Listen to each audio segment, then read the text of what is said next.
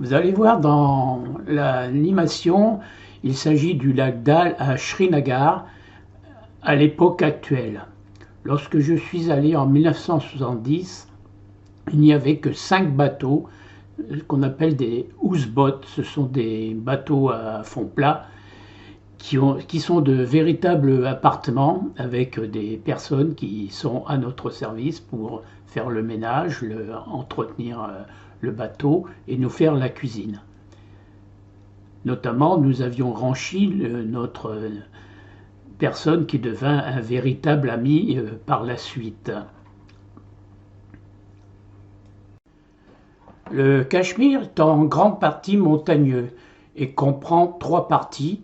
Au sud, la région de Jammu, capitale d'hiver, dans le moyen Himalaya, de population hindoue.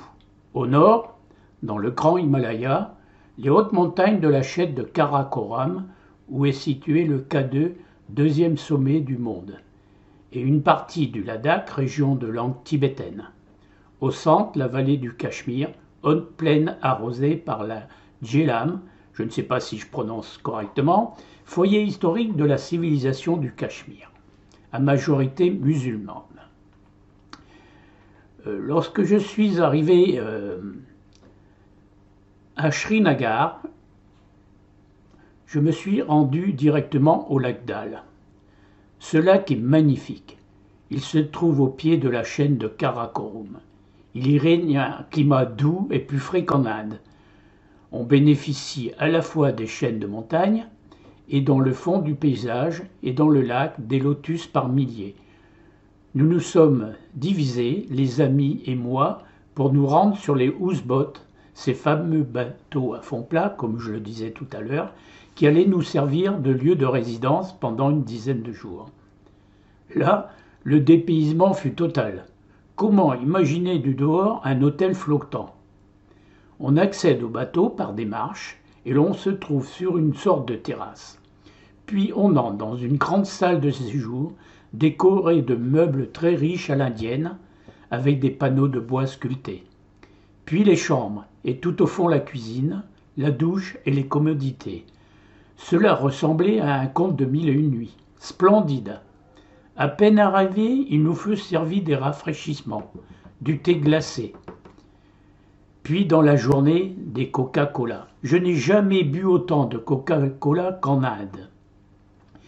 Depuis un moment, je commençais à montrer des signes d'impatience et je n'étais pas le seul, les amis aussi. Une envie folle de se baigner dans le lac. Nous pris et avec de grands rires d'enfants, on a envoyé nos vêtements par terre aux grandes dames du serviteur qui nous avaient été alloués et nous piquâmes tous une tête dans l'eau. Et plouf! C'était délicieux, l'eau était tiède. On pouffait de rire de vrais gamins. Après un moment dans l'eau, nous sommes remontés, avons pris place sur le toit du bateau qui était aménagé en terrasse. Et là, nous avons fait tous une petite bronzette. Ce qui va suivre est assez amusant. Ranchi, notre serviteur, devient vite notre ami, comme je l'ai dit, plein de ressources et très prévenant. Par la suite, nous avons tous apprécié sa cuisine. Il était vraiment charmant. J'en reviens à notre partie de bronzage. Ranchi nous apporta sur la terrasse des boissons. Du Coca-Cola, et oui, encore du Coca-Cola. Comme j'ai dit, je n'ai jamais bu autant de Coca-Cola qu'en Inde. Il me tendit la bouteille et s'en alla faire sa distribution, et je ne compris pas tout de suite pourquoi. Puis il s'en alla d'un pas nonchalant et passa devant moi en esquivant un large sourire et me fit un clin d'œil en me disant « Very nice ». Vous savez que mon anglais est minable et que je suis allergique à l'anglais.